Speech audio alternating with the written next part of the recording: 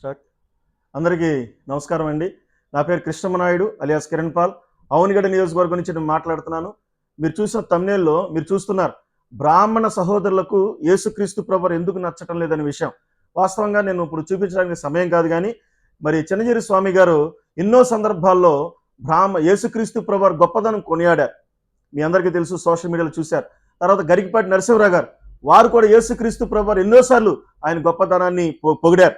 ఈ మధ్య కాలంలో నరేంద్ర మోడీ గారు కూడా ఢిల్లీలో సెమీ క్రిస్మస్ వేడుకల్లో పాల్గొని ఆయన సేవ, ఆయన గొప్పతనం అనేది చాలా గొప్పదే అని మానవ జాతికి ఆదర్శం యేసుక్రీస్తు ప్రభువు అని నరేంద్ర మోడీ గారు కూడా మరి తెలియజేశారు.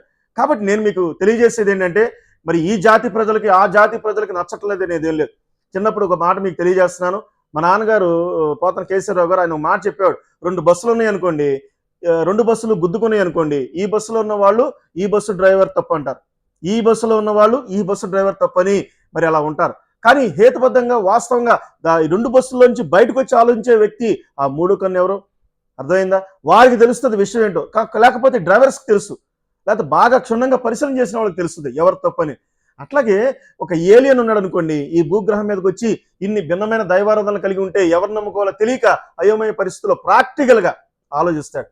తర్వాత నేనేమంటానంటే, నేను పంజాబ్లో పుట్టాను అనుకోండి, గురునానక్ దేవుడని నేను కొలుస్తూ ఉంటాను. ప్రాక్టికల్గా నేను నా దేవుడు గురునానక్కే. యేసుక్రీస్తు ప్రభువు గురించి ప్రాక్టికల్గా నాకు తెలియదు కదా.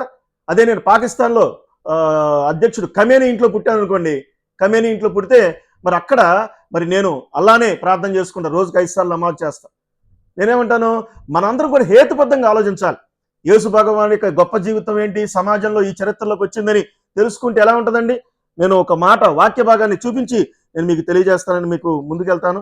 ఇక్కడ ఏముందంటే లోకాసు వార్తలో ఒక అద్భుతమైన మాట రాయబడింది. ఏంటి ఆ మాట అంటే, లోకాసు వార్త 2వ అధ్యాయము 34వ వచనంలో సుమియోను అనే ఒక ప్రవక్త ఉంటాడు. యేసుక్రీస్తు ప్రభువు బాలుడుగా దేవాలయంలోకి వచ్చినప్పుడు ఆయన్ని చూసిన తర్వాత, రక్షకుడిని చూసిన తర్వాత నువ్వు చనిపోతావు అని ప్రవచనం ఆయనకు ఉంది. ఇక్కడ ఏమంటాడంటే ఆయన 34వ వచనం, సుమియోను వారిని దీవించి, ప్రవక్తలు దీవిస్తారు, క్రీస్తు ప్రభువు ప్రపంచాన్ని దీవిస్తున్నాడు. దీవించి, ఇదిగో అనేక హృదయాలోచనలు బయటపడినట్లు ఇశ్రాయేలు అనేకులు పడుటకు తిరిగి లేచుటకు వివాదాస్పదమైన గుర్తుగా ఈయన నియమించి ఉన్నాడు. యేసుక్రీస్తు ప్రభువు ఒక కాంట్రవర్సల్ సబ్జెక్ట్ అయిపోయింది ప్రపంచాన్ని. యేసుక్రీస్తు ప్రభువు ఒక కాంట్రవర్సల్ సబ్జెక్ట్ అయిపోయింది ప్రపంచాన్ని. ఆశ్చర్యకరమైన ప్రేమ, ఎన్ని కొట్టినా ఎన్ని తిట్టినా కూడా ఆయన ఆశ్చర్యకరంగా ఆ కొట్టిన వాళ్ళని, ఉమ్మూసిన వాళ్ళని ప్రేమించిన ప్రేమ ఎక్కడైనా సరే, ఈ దైవం అనబడిన వాళ్ళు ఎవరైనా మనకు కనిపించారా? మనుషులు దుష్ట శిక్షణ శిష్ట రక్షణ అన్నట్టుగా, చంపేసుకుంటా పొండి అన్నట్టుగా, దేవుడు పాపులను వెతుక్కుంటూ పాపి పరివర్తన చెంది మారు మనసు పొందాలనే గొప్ప విషయాన్ని ఈ యేసుక్రీస్తు ప్రభువు గ్రంథం తెలియజేస్తారు. కాబట్టి ఈయన కాంట్రవర్సల్ అంటే ఒక వివాదాస్పదమైన ఐడియా అయిపోయాడు ప్రపంచానికి. ఈరోజు ఏ మీడియా చూసినా కూడా ఇశ్రాయేల్ దేశం గురించి మాట్లాడతాం. ఏ మీడియా చూసినా కూడా ప్రపంచ దేశాల్లో జీసస్ క్రైస్ట్ యొక్క ఆ ప్రవచనం నెరవేరుతున్నాయి లేదా. ఇప్పుడు భూకంపం వచ్చిందనుకోండి, టీవీ నైన్ వాడు ఏం చేస్తాడు, బైబిల్లో ఏముంది, ఆ ప్రవచనం ఉందా అని దాని గురించే మాట్లాడతారు. అన్ని టీవీలు దాని గురించే మాట్లాడతారు. కాబట్టి ఏంటంటే, యేసుక్రీస్తు ప్రభువు ప్రతి జాతి, ప్రకటన గ్రంథంలో చూపించడానికి టైం కాదు, కానీ ఈ ప్రతి జాతిలోను ప్రతి వంశంలోనూ తన కొరకు మనుషులను ఏర్పాటు చేసుకున్నాడు దేవుడు. కాబట్టి గుర్తుపెట్టుకోండి, యేసుక్రీస్తు ప్రభువు ఆయన నిజంగా సాధు సుందర్ సింగ్ అనే దైవ సేవకుడు మాట్లాడుతున్నాడు. ఆయన ఒక కోటీశ్వరుడు అయినప్పటికీ ఆయనకి ప్రమాదం, అలా కన్నా తల్లిదండ్రులే విషం పెట్టి చంపేయాలని చూస్తే ఆయన ఇంట్లో నుంచి బయటకు వచ్చేసి మహాభక్తుడయ్యాడు ప్రభువారికి. ఆయన ప్రాక్టికల్గా చూశాడు. ఆయన అన్న మాట ఏంటి చెప్పంటారా? నిజమైన క్రైస్తవుడు ధనవంతుడిగా కొనసాగలేడు, ఈ భూమి మీద ధనవంతుడిగా కొనసాగలేడు. ప్రజల కోసం డబ్బు ఖర్చు పెడతాడు, తన భోగాల కోసం ఖర్చు పెట్టాడు. కాబట్టి ఎంతోమంది బ్రాహ్మణ జాతి అయినా, అన్ని కులాలు, పెద్ద పెద్ద అగ్రకులాలు ఎవరైనప్పుడు కూడా ప్రభువారిని నమ్ముకోవటం అంటే ఒక నమ్ముకుని చర్చికి వెళ్తున్న మన ద్వారానే సాధ్యమవుతుంది. కానీ ఈరోజు క్రిస్టియానిటీ ఎలా ఉంది? క్రిస్టియానిటీ యేసుక్రీస్తు ప్రభువు గొప్పవాడు, కానీ ఈ క్రిస్టియానిటీలో చర్చికి వెళ్ళే ప్రజలు సరిగ్గా బ్రతకట్లేదు, రకరకాల భోగాల్లో బతుకుతున్నారని సాక్ష్యాలు పలుకుతున్నాయి. రోమాపత్రిక 2వ అధ్యాయంలో వ్రాయబడిన ప్రకారము మనందరిని బట్టే దేవుని నామం దూషించబడుతుంది. కాబట్టి బ్రాహ్మణ సహోదరులు మరి ఎంతమంది, ఆర్ఆర్కే మూర్తి గారు కానీ కేరళ వచ్చిన తోమా, కేరళ వచ్చాడు, 12 మంది శిష్యులు ఒక శిష్యుడు తోమా కేరళ వచ్చి ఆయన ఎంతోమందిని బ్రాహ్మణులు మారుమనసు పొందారు. కాబట్టి బ్రాహ్మణులు నచ్చపోవటం ఏముంది? ఒక్కసారి బైబిల్ ఎవరు చదివినా కూడా, ఈ పరిశుద్ధ గ్రంథాన్ని ఎవరు ధ్యానం చేసినా కూడా అది విమర్శిద్దామని ధ్యానం చేసిన వాళ్ళు కూడా పట్టబడ్డారు. కాబట్టి ఈ యేసుక్రీస్తు ప్రభువు ఆయన ఆయన జన్మ గురించి, ఆయన శిలువ మరణం గురించి మీరందరూ కూడా తెలుసుకోమని తెలియజేస్తున్నారు. ఒక్కసారి ఇలాంటి వీడియోలు చూడండి. ఎలాంటి మహానుభావుడైనా ఆయన కొడుతున్నప్పుడు కూడా ప్రవచనం మాట్లాడాడు. వీళ్ళందరినీ క్షమించమని మాట్లాడిన మహాదేవుడు ఆయన.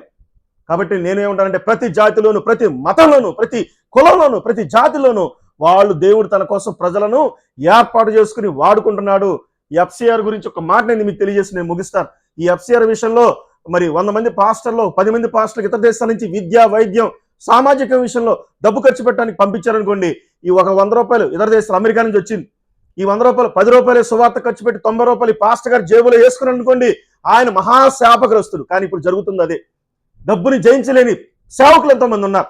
నేను సేవకులు నన్ను దూషించాలని కానిక బైబిల్ గ్రంథం అపోస్తుల్లాగా బతకమని నేను చెప్తున్నాను. నేను 7 ఎకరాల పొలం అమ్మిన వ్యక్తిని, 60-70 సభలు పెట్టిన. ఈరోజు మీరు ఎవరైనా సరే బాగా ధనవంతులుంటే నాకు సపోర్ట్ చేయండి.